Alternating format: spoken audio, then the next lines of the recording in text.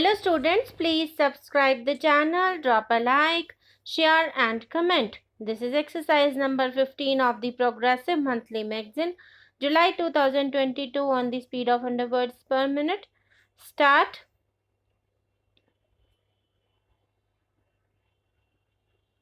We have gathered here today to observe International Literacy Day 1998. This is an occasion when we reaffirm our commitment to making every Indian literate.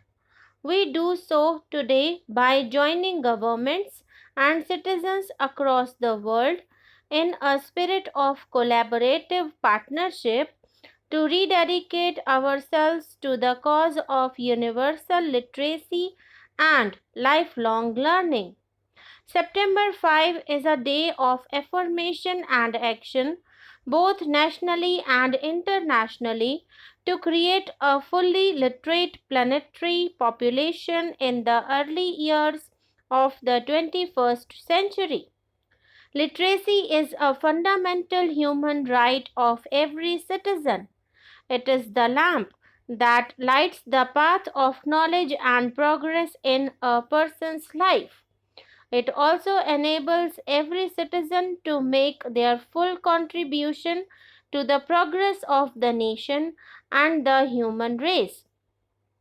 For us in India, International Literacy Day sends a far more urgent message.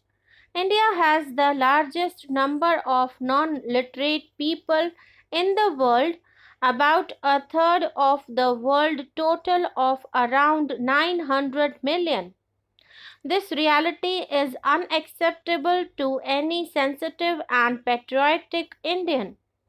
It is antidote to the fact that India is the land of the world's oldest living civilization, which has always worshipped knowledge and learning.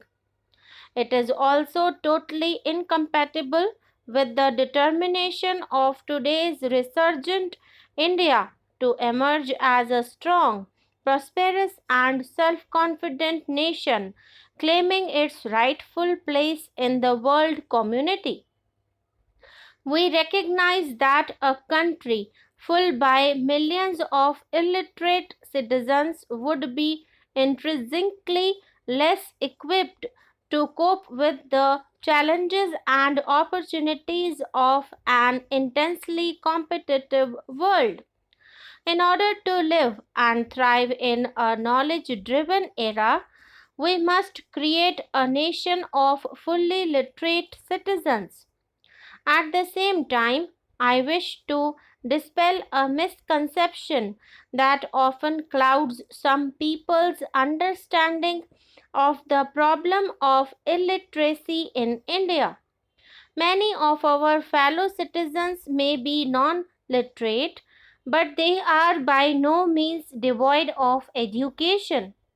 Our non-literate brethren among tribal, Dalit, and OBC communities are repositories of amazing knowledge and practical skills acquired through tradition based or occupation based self learning. This is also true about our non literate women who, apart from possessing a lot of useful knowledge, also pass on precious cultural and ethical values from generation to generation. I say this not to belittle the importance of literacy or the urgent need to eradicate illiteracy, but to understand our existing knowledge. Our literacy programs have the best chance of succeeding when they are based in the soil of people's actual experiences and aspirations. We should also bear in mind that economic development is not an automatic guarantor of literacy and education. This is evident from the fact that even a rich nation like the United States of America has as many as 40 million people who lack the reading and writing skills. This surprising fact suggests that developing countries like India must evolve literacy and education programs that conform to our own needs, resources, and traditions.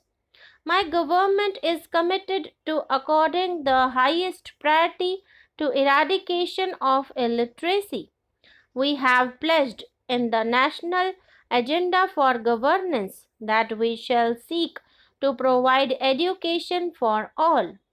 At the same time, I wish to restate a truth which has so far been inadequately understood, that removal of illiteracy cannot be accomplished by the efforts of the central and state governments alone, much less by any single ministry or department in New Delhi or in state capitals.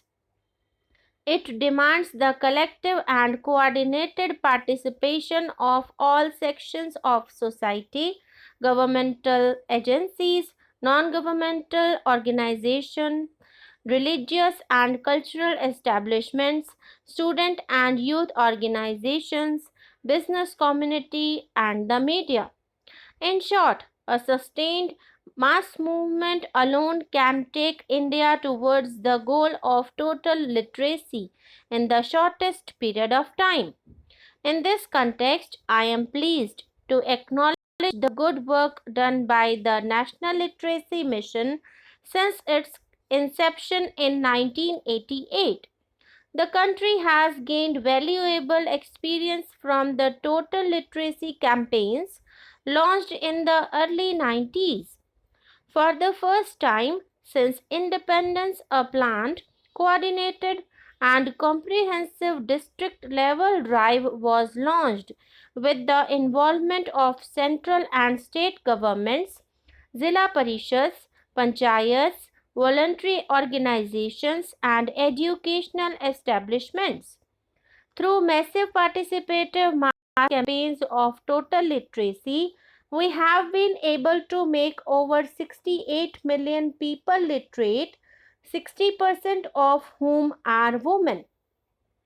As many as 234 districts have completed the first phase of basic literacy to adults in the age group of 15 to 35 and are now implementing post literacy and continuing education program. A large number of districts, beginning with Ernakulam in Kerala, have declared themselves total literacy districts. The positive developmental fallout of successful total literacy campaigns is already visible in many parts of the country. There has been an increase in the demand for primary education, particularly among girls. A significant improvement is visible in practices of family welfare, health, hygiene, and immunization, leading to lowering of the infant and maternal mortality rate, greater awareness about the environment, and better agricultural practices.